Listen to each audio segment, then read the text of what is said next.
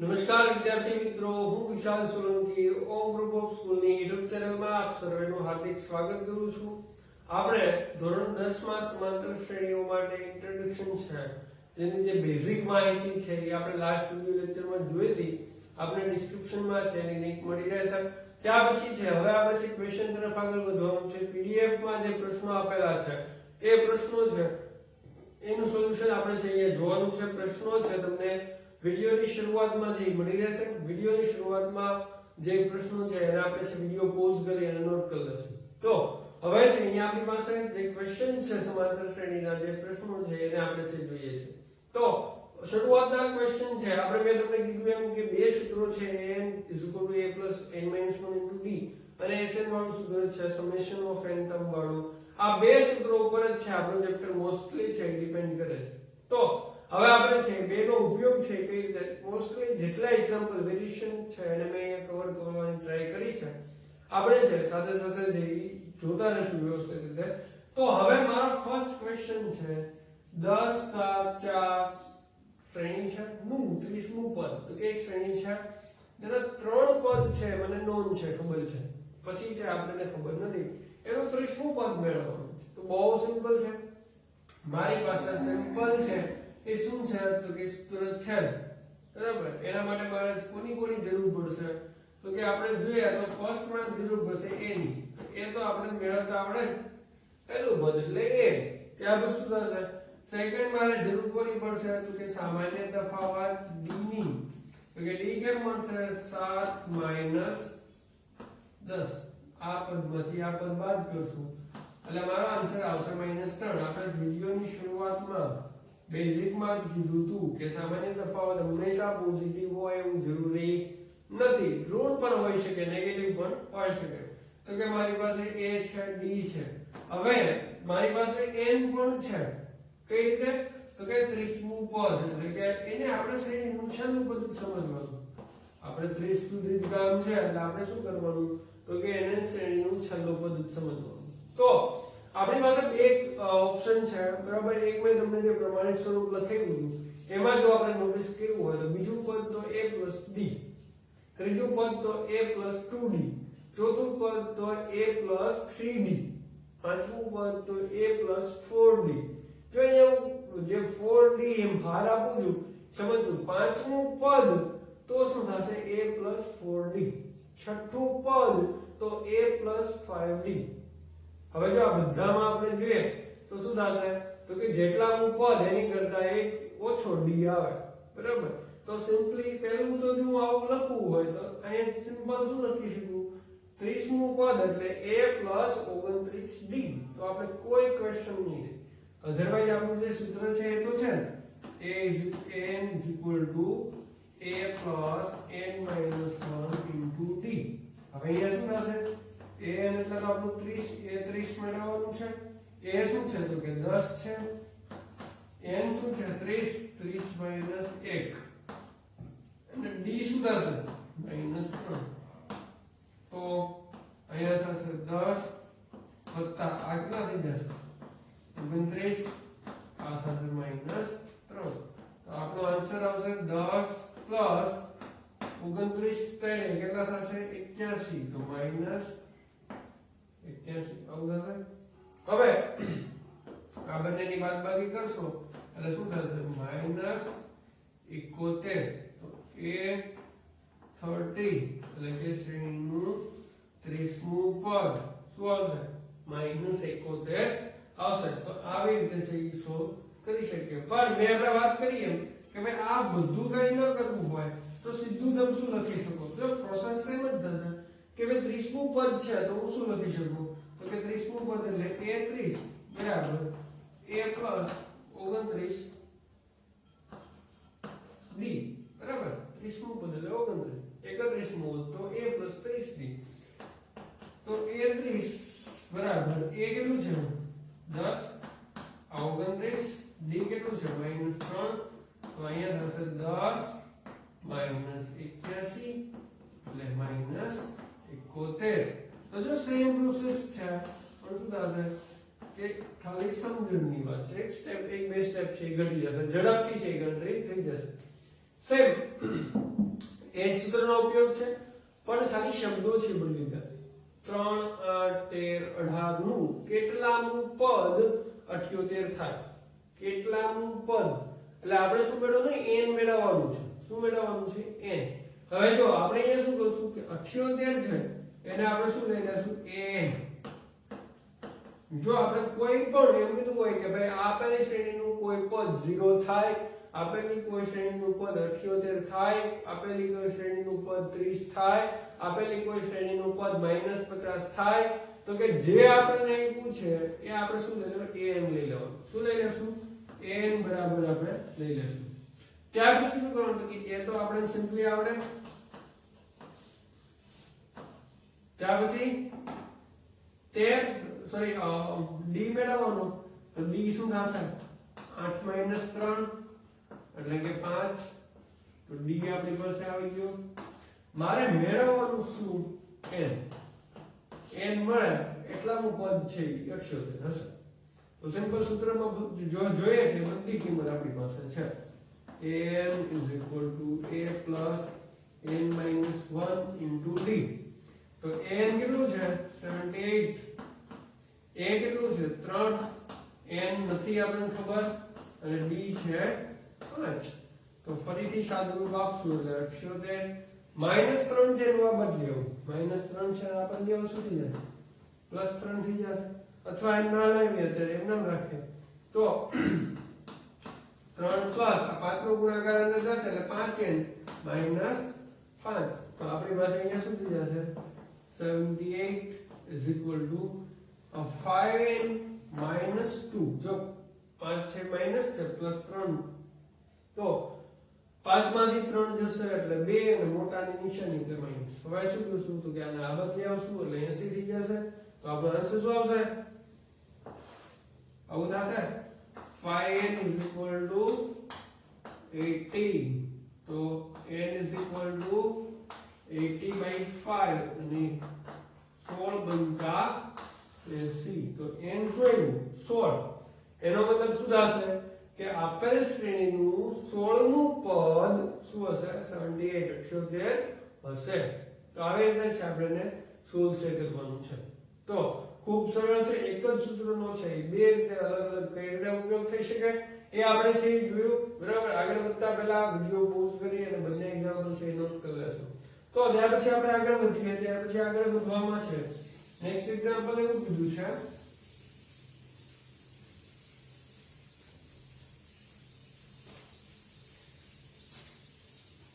Next example આવું કીધું છે કે એક સમાંતર શ્રેણીમાં 50 પદ હોય. બરાબર. થર્ડ એક્ઝામ્પલ એક શ્રેણીમાં 50 પદ એટલે n આપેલું છે.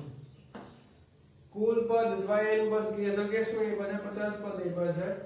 જો ત્રીજું પદ 12 હોય શું કીધું છે? a3 = 12.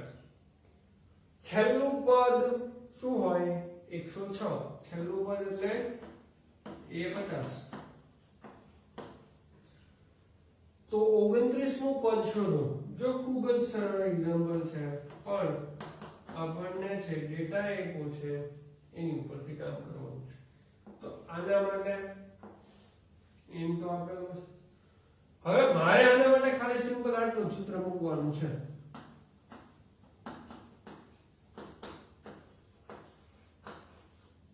શું કરવાનું છે? આટલું જ સૂત્ર મૂકવાનું છે. એ 29 માંગ્યું છે એટલે આપણે વાત કરી હતી જેટલા પદ હોય એની કરતા એક ઓછો d હોય એટલે આવું સૂત્ર થશે. તો આ બધો ડેટા આપ્યો છે એની ઉપરથી મારે ખાલી n d મેળવવાનો છે. બાકી આપણો રસ્તો ક્લિયર. તો શું થશે? બંને માટે કામ કરીએ તો કે ભાઈ એ આને મારે લખવું હોય તો આમ લખી શકું a 49d = 106 થશે. આવું આને લખવું હોય તો a2d = 12 આવું લખી શકાય. જો અહીંયા a3 એટલે કે ત્રીજા પદનું મેં સૂત્ર લખ્યું છે. a50 એટલે મેં 50 માં પદનું સૂત્ર લખ્યું છે. હવે અહીંયા છે આ બંને છે આપણે બે સમીકરણ ટાઈપ દેખાય છે. સમીકરણ ટાઈપ દેખાય છે.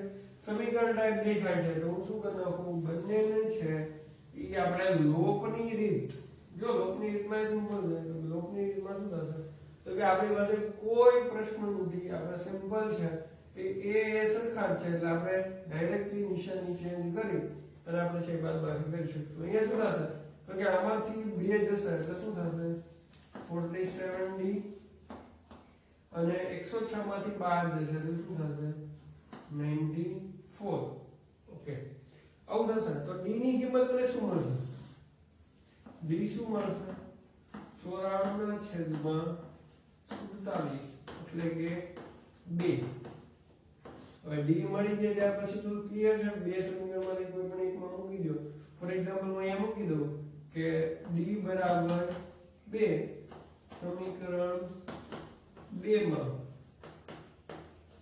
મૂકતા આનું સમીકરણ 1 2 આપણે નામ આપી દઈએ તો સમીકરણ 2 શું છે a + 2b = 12 હવે શું થશે તો કે d બરાબર 2 મૂકવાના છે આ a પ્લસ b બરાબર 2 મૂકીએ અહીંયા થશે 12 તો a પ્લસ 4 પ્લસ = 12 4 ને પહેલી સાઈડ લઈ જશો તો શું થઈ જશે માઈનસ થઈ જશે તો a બરાબર આવી જશે 8 હવે a બરાબર a અને d મળી જશે સિમ્પલ થઈ જશે શું થશે a8 પ્લસ 28 d ના મૂકશું આપણે 2 તો કિંમત મૂકી છે બરાબર સિમ્પલ છે સાદુરૂપ આપશું એટલે 8 પ્લસ 56 બંનેનો જે આપણે છે સરવાળો કરીએ તો આપણી પાસે આન્સર આવશે 64 ઓકે 64 તો આપણું 29મું પદ છે એ શું થશે 64 એટલે કે 64 છે એ થશે તો આપણી પાસે છે જેટલો ડેટા અવેલેબલ છે એની ઉપરથી આપણને આઈડિયા આવવો જોઈએ મેં એક્ઝામ્પલ આપણે અહીંયા લખી દીધું કે ભાઈ મારે આ વસ્તુ મેળવવાની છે તો એની ઉપરથી મારે એ વસ્તુ નક્કી કરવાની છે કે મારે જરૂર છે ની છે એક્ઝામ્પલમાં જો મને અહીંયા આ વસ્તુ આપી a અને d આપેલી છે તો a અને d મારે મેળવવાના છે એ મને ખબર જ ના હોય બરાબર તો આપણે છે શું થશે કે આ અલગ દિશામાં છે એ આપણું કાર્ય છે એ રહેશે પરંતુ મને પહેલાથી જ ખબર હતી કે મારે a અને d મેળવવાના છે તો શું થશે આપણી પાસે એક રસ્તો છે કે એની ઉપર ચોક્કસ ચાલવાનું છે તો આપણે આવી રીતે છે એક્ઝામ્પલ ને પહેલા સમજતા આવડવું જોઈએ લોપની રીત છે આપણે આગળના ચેપ્ટરમાંથી શીખી ગયા છે લોપની રીત સિવાયની કોઈ રીત જો તમને ઈઝી પડતી હોય તો તમે એને પણ ફોલો કરી શકતા હોય છે તો આપણે જે થર્ડ એક્ઝામ્પલ છે કે આવું કેવા માંગતા હોય તો ત્યાર પછીનું એક્ઝામ્પલ જોઈએ ત્યાર પછીનું એક્ઝામ્પલ એવું કીધું છે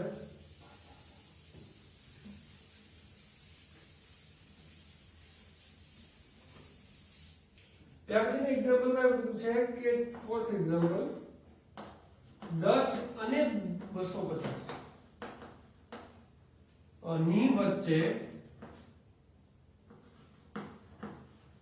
4 ના ગુણિતોની સંખ્યા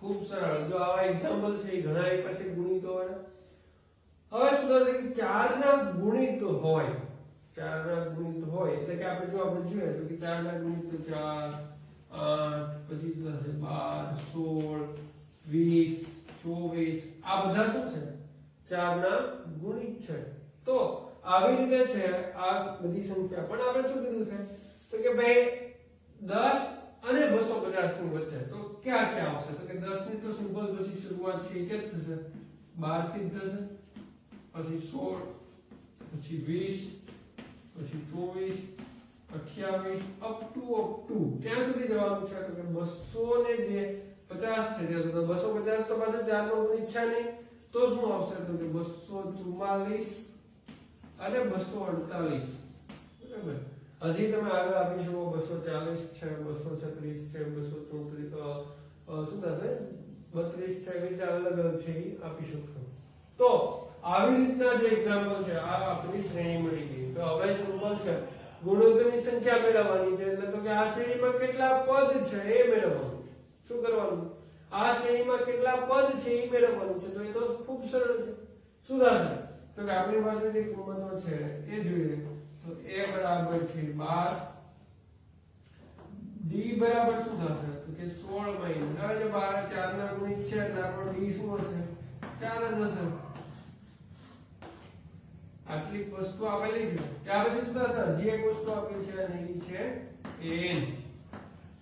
n શું છે લાસ્ટ ટર્મ છે છેલ્લું પદ છે તો છેલ્લું પદ તો આપણે આપેલું છે તો પછી કોઈ ક્વેશ્ચન નથી તો આટલું છે સિમ્પલ સૂત્ર મૂકો n a n - n - 1 d તો અહીંયા શું થશે 240 48 a છે 12 પ્લસ n શોધવાનું છે અને d છે આપણી પાસે 4 તો આવી રીતે છે આપણે કામ કરીએ અને પછી જે જુદા હોય છે તો આના માટેનું આગળ સાદુરૂપ જોઈએ તો આગળ છે કે સાદુરૂપ આપણે મેળવવું હોય તો 248 બરાબર 12 4n માઈનસ 4 હવે જો એ થશે 248 બરાબર આમાંથી જશે 8 4n હવે શું કરીએ 8 ને સાબત લઈ આવશું એટલે માઈનસ થઈ જશે તો 240 બરાબર 4n 240 બરાબર 4n થાય છે તો આપણી પાસે n બરાબર શું આવશે 240 ના છેદમાં 4 બરાબર તો 6 * 24 એટલે n બરાબર આપણી પાસે આવશે 60 તો શું થશે આ શ્રેણીમાં 60 પદો છે આપણે એવું કહી શકીએ શું કહી શકીએ તો કે આ શ્રેણીમાં 60 પદો છે એટલે એનો મતલબ એવો થશે કે 10 અને 250 ની વચ્ચે 4 ના 60 ગુણિતો આવેલા છે એવું આપણે છે કહી શકીએ તો આપણું જે આ સૂત્ર હતું બરાબર nth ટર્મ વાળું એના રિલેટેડ આપણે જે ક્વેશ્ચન્સ હતા આપણા ક્વેશ્ચન બેંકમાં એ છે આપણે જોયા ત્યાર પછીના છે એ સરવાળા માટે આપણે સરવાળા માટેનું સૂત્ર મેં તમને બતાવ્યું હતું તો એ સરવાળા માટેના જે પ્રશ્નો છે એ આપણે નેક્સ્ટ વિડિયો લેક્ચરમાં જોઈશું આજના માટે રાખ્યા આટલું મળીએ નવા વિડિયો લેક્ચરમાં થેન્ક યુ